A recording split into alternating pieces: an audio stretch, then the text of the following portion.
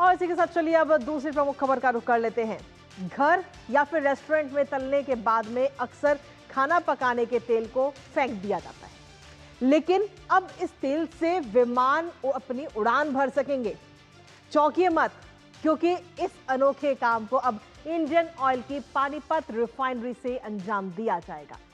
यहां पर इस्तेमाल किए गए खाने के तेल को जेट ग्रेड फ्यूल यानी विमान ईंधन में बदला जाएगा और इसके लिए पानीपत रिफाइनरी को सस्टेनेबल एविएशन फ्यूल यानी SAF बनाने का सर्टिफिकेट भी मिल चुका है। दरअसल सतत विमानन ईंधन को केंद्र सरकार प्राथमिकता से प्रमोट कर रही है। खुद प्रधानमंत्री नरेंद्र मोदी ने कहा था कि हम सतत विमानन ईंधन की तरफ बढ़ रहे हैं, हरित तकनीक में निवेश कर रहे हैं और कार्बन फुटप्रिंट कम कर रहे हैं। हम प्रकृति और धरती दोनों की सुरक्षा सुनिश्चित कर रहे हैं। आखिर सस्टेनेबल एविएशन फ्यूल क्या है और इसको लेकर केंद्रीय मंत्री राम मोहन नायडू का क्या कुछ कहना है, बताएंगे आपको। साथ ही करेंगे चर्चा अपने संवाददाता से, लेकिन उससे पहले आपको दिखाते हैं खाना पकाने के तेल से उड़ेगा हवाई जहाज। जी हां, अब आपकी रसोई का जो इस्तेमाल किया हुआ तेल है अब वो बर्बाद नहीं होगा। इंडियन ऑयल कॉर्पोरेशन को इसका सर्टिफिकेशन मिल चुका है। इसके साथ ही आपको बता दें कि इस्तेमाल किए गए तेल से अब सस्टेनेबल एविएशन फ्यूल बनाया जाएगा। रिफाइनरी में ये पूरा तेल जाएगा, जिसके बाद में इसको विमान ईंधन में बदला जाएगा। ग्रीन एविएशन की दिशा में अहम कदम इसे माना जा रहा है। यूज्ड खाद्य तेल से अब प्लेन उड़ता हुआ नजर आएगा और धीरे धीरे इसका जो प्रोडक्शन है, जो इसकी मात्रा है, वो भी आगे आने वाले समय में बढ़ाई जाएगी। कार्बन उत्सर्जन घटाने में काफी मददगार SAF होगा। कार्बन उत्सर्जन तो कम होगी और इसके साथ ही आपको ये भी खास बात बता दें कि ये सर्टिफिकेट पाने वाली देश की पहली कंपनी है इंडियन ऑयल कॉर्पोरेशन। और बड़े होटल और जो कंपनियां हैं या जो फैक्ट्रियां हैं, वहां से इस तेल को, जो इस्तेमाल किया हुआ तेल है, उसे इकट्ठा किया जाएगा और उसके बाद में तैयारी ये भी है कि साल के अंत तक 35,000 टन प्रोडक्शन जो है वो शुरू कर दिया जाएगा। ये पूरी तैयारी। आखिर सस्टेनेबल फ्यूल एविएशन फ्यूल आखिर क्या है, एक नजर में वो आपको बताते हैं।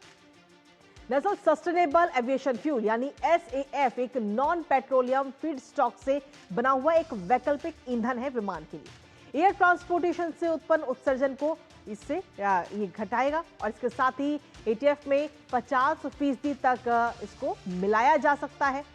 2027 की अगर हम बात करें तो 2027 में जेट फ्यूल से 1% SAF ब्लोटिंग भी अनिवार्य कर दी गई है। जो अंतर्राष्ट्रीय विमान होंगे उनको 1% वाला फ्यूल लेना कंपलसरी होगा। लेकिन इसके साथ ही आखिर केंद्रीय मंत्री की तरफ से, राम मोहन नायडू की तरफ से आखिर क्या कुछ कहा गया है सोशल मीडिया प्लेटफॉर्म X पर, वो आपको बताते हैं। राम मोहन नायडू की तरफ से उन्होंने कहा कि ये बताते हुए गर्व हो रहा है कि इंडियन ऑयल की पानीपत रिफाइनरी को देश की पहली सतत विमानन ईंधन उत्पादक के रूप में प्रमाणित किया गया है। ICAO और कोर्सिया मानकों के अनुसार 3 करोड़ लीटर की वार्षिक क्षमता के साथ उत्पादन जल्द शुरू होने वाला है, ये बात उन्होंने कही। इसके बाद में उन्होंने कहा कि देश में ऐसी और सुविधाओं के आने से हम 2027 तक सभी अंतर्राष्ट्रीय उड़ानों में 1% SAF मिश्रण के लक्ष्य को पूरा करने में सफल रहेंगे। इसके बाद उन्होंने कहा कि मेरा मानना है कि प्रधानमंत्री श्री नरेंद्र मोदी जी के नेतृत्व में सतत विमानन के प्रति भारत लगातार काम कर रहा है आगे, उसमें एक बड़ी मदद के तौर पे इसमें प्रतिबद्धता की दिशा में एक मील का पत्थर भी साबित हो रहा है। हमारे साथ हमारे सहयोगी तापस भट्टाचार्य से जुड़ गए हैं, सीधा उनका रुख करते हैं। तापस, देखिए हैरानी वाली बात तो है ही, लेकिन विश्वास भी बहुत जरूरी है इसमें करना और बहुत सारे हमारे व्यूअर भी होंगे जो इसको काफी सरल भाषा में इसको समझना चाहेंगे कि आखिर जो तेल का हम घर में इस्तेमाल करने के बाद में उसे फेंक देते हैं, उसका कैसे इस्तेमाल किया जा सकता है विमान को उड़ाने में। देखिए, इसमें अचंभा होने की कोई ज़रूरत नहीं। अगर हम गन्ने के रस से या उसके मोलासिस से अगर हम इथेनॉल बना सकते हैं और इथेनॉल ब्लेंडिंग कर सकते हैं तो ये तो तेल है और वो तेल वो वाला तेल है जो आप यूज़ कर चुके हैं, यानी कि अब वो तेल खाने में प्रयोग नहीं हो सकता, वो फेंक दिया जाता है। अब उसको जैसे इंडियन ऑयल का जो पानीपत रिफाइनरी है उसको कॉर्सिया का एक सर्टिफिकेशन मिला। कॉर्सिया यानी carbon reduction scheme for international aviation.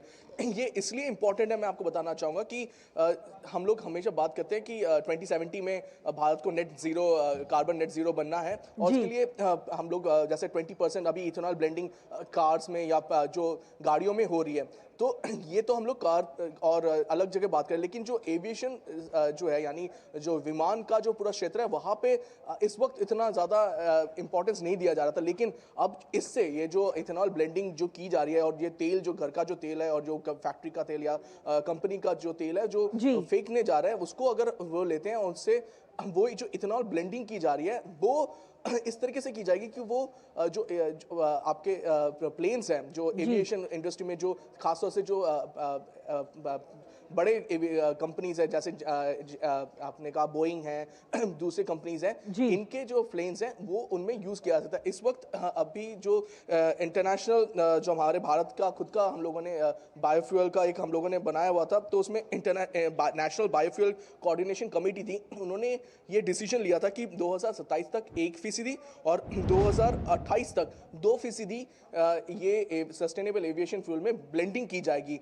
Global norm जो है वो और भी ज़्यादा है, लेकिन अभी ये इससे शुरुआत ही हुआ है। आपको पता है कि इथेनॉल ब्लेंडिंग जो भारत में करीब करीब 2014 में जब शुरू हुआ था, तो करीब 1.5% की इथेनॉल ब्लेंडिंग हुआ करती थी, और आज ये पिछले 11-12 साल में आप देख पा रहे हैं कि ये बढ़ के 20% हो चुकी है। तो ये एक नया रखा है कि इससे ज़्यादा ये करना है। 2027-2028 में ये मापदंड रखा गया है 1% और 2% का।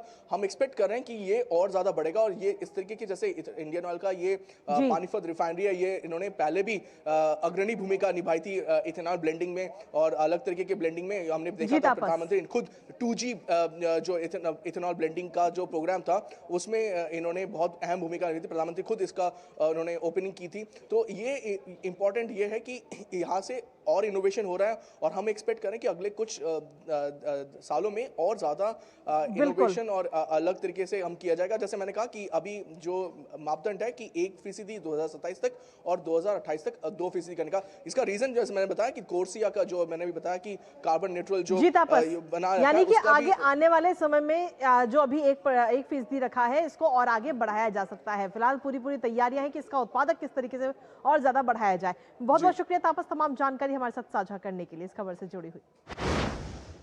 और चलिए इसी के साथ अब हमारी तीसरी महत्वपूर्ण खबर, जो हर एक भारतीय के लिए बहुत ज्यादा जरूरी है, क्योंकि मोटापा जो है अब वो केवल सौंदर्य से, आपकी खूबसूरती से जुड़ा हुआ नहीं है, बल्कि ये एक गंभीर स्वास्थ्य संकट बन चुका है। ये न केवल आपके शरीर को बीमार करता है, बल्कि आत्मसम्मान, सामाजिक जीवन और मानसिक स्थिति पर भी भारी असर डालता है। मोटापे से पीड़ित व्यक्ति के लिए हर दिन एक नई जंग जैसा होता है। कुछ कदम चलते हैं